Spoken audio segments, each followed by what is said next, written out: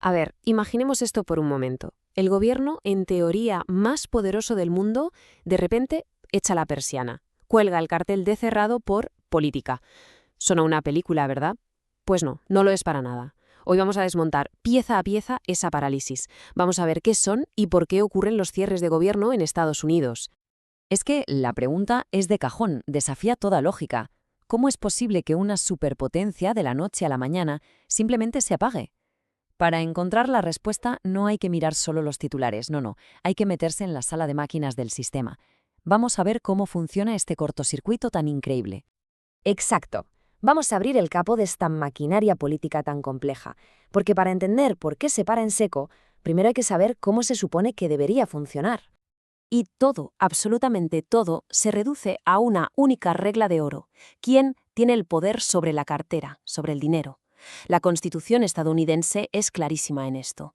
El Congreso, y solo el Congreso, controla el grifo del dinero público. Si el Congreso no abre ese grifo, no sale ni una gota, ni un céntimo.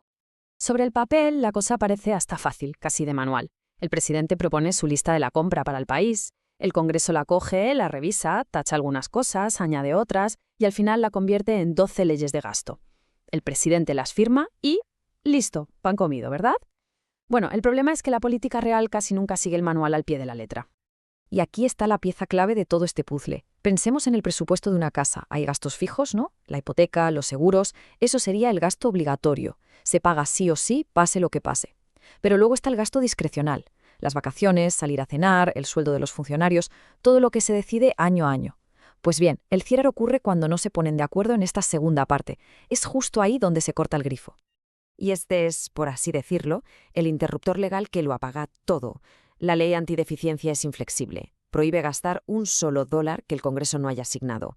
Así que cuando el reloj da la medianoche, sin un acuerdo sobre la mesa, los jefes de las agencias federales no tienen otra opción. Están legalmente obligados a pulsar el botón de apagado. Y la máquina se detiene. Pero, ¿cómo se siente eso en el mundo real? ¿Quién paga la factura de todo esto? Porque, claro, esto no es solo un debate político en los despachos de Washington. La parálisis tiene consecuencias muy reales y muy, muy caras, tanto para la economía como para la gente de a pie. Venga, vamos a hablar de la factura. Solo en el cierre de 2018 y 2019, el coste estimado fue este, 11.000 millones de dólares. Y ojo, no es una cifra política, es de la Oficina de Presupuesto del Congreso, que es como el árbitro neutral. 11.000 millones. Es una cantidad que cuesta hasta imaginar. Pero aquí viene el detalle más bestia. De esos 11.000 millones, no todo se recupera. A ver, parte de la actividad económica simplemente se pospone, pero 3.000 millones de dólares se evaporaron. ¡Puf! Desaparecieron para siempre. Son salarios de trabajos que nunca se hicieron, contratos que jamás se firmaron, una sangría de productividad que ya no vuelve. ¿Y esto en qué se traduce en la vida real? Pues en que parques nacionales icónicos cerrados. Agentes de seguridad en los aeropuertos trabajando sin cobrar, una situación que es insostenible. ¿Alguien necesita un préstamo para su pequeño negocio? Pues la ventanilla está cerrada. Los pagos de la seguridad social sí que llegan, pero cualquier otra gestión se queda congelada en el tiempo.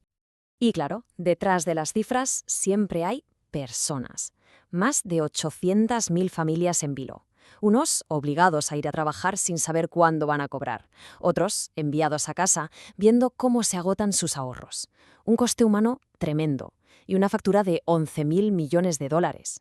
Pero, ¿qué pasa cuando esto deja de ser una excepción y se convierte en la nueva normalidad? Pues eso es justo lo que ocurrió en el cierre más largo de la historia de Estados Unidos. Ahora vamos a sumergirnos de lleno en la historia de ese cierre récord, el de 2018-2019. Una historia que de verdad tiene todos los ingredientes de un thriller político de los buenos. Y en el centro de este thriller, una sola cifra: 5.700 millones de dólares. Esa era la cantidad exacta que el entonces presidente Trump exigía para construir el gran símbolo de su campaña, el muro en la frontera con México. Y entonces, en una reunión televisada para todo el país, ocurrió esto. El presidente no solo aceptó la posibilidad de un cierre, la abrazó. Se declaró orgulloso de hacerlo. Fue una jugada política sin precedentes, que en cierto modo le ató las manos para poder culpar a otros más adelante. Pasaron las semanas, Navidad, Año Nuevo, y el gobierno seguía cerrado. La presión iba en aumento. Los trabajadores federales se preparaban para perder su segundo sueldo. y el sistema empezó a mostrar unas grietas muy, muy peligrosas. El punto de quiebre no vino de un despacho en Washington, sino de las torres de control. Los controladores aéreos y los agentes de seguridad, después de más de un mes trabajando gratis, empezaron a ausentarse en masa. Los aeropuertos se sumieron en el caos. La amenaza ya no era solo política, era un riesgo real de paralizar la economía del país entero. Y esa fue la gota que colmó el vaso. Ante el colapso del sistema aéreo, el presidente cedió y aceptó reabrir el gobierno temporalmente sin un solo dólar para su muro. Un bloqueo de 35 días que terminó exactamente donde había empezado. La pregunta es, ¿cómo una disputa técnica sobre presupuestos se convirtió en este tipo de arma política de tan alto riesgo? Para entenderlo, tenemos que ampliar el foco y ver la evolución de los cierres a lo largo de la historia, porque lo que estamos viendo es una tendencia, y es una tendencia muy clara. Esta línea de tiempo es como la radiografía de una enfermedad política. En los 70 eran fallos técnicos, breves. En los 90 se convirtieron ya en una batalla ideológica. En 2013 en un intento de derogar una ley por la fuerza. Y en 2019 en un pulso por una sola promesa electoral. La tendencia es innegable. Son cada vez más largos, más frecuentes y sobre todo más peligrosos. Así que el punto crucial es este. Los cierres ya no son accidentes. Se han convertido en una táctica deliberada, en una herramienta más en el arsenal de una política que está profundamente dividida. Han pasado de ser un bug, un fallo del sistema, a ser una feature, una característica más del juego. Y todo esto nos deja con una pregunta final, y es la más importante. Si un cierre de gobierno no es el problema en sí, sino un síntoma de una polarización política extrema, la verdadera cuestión no es cómo evitar el próximo cierre, sino cómo se pueden sanar las divisiones que lo hacen posible. Una pregunta, desde luego, sin respuesta fácil y que define el gran reto de la gobernanza hoy en día.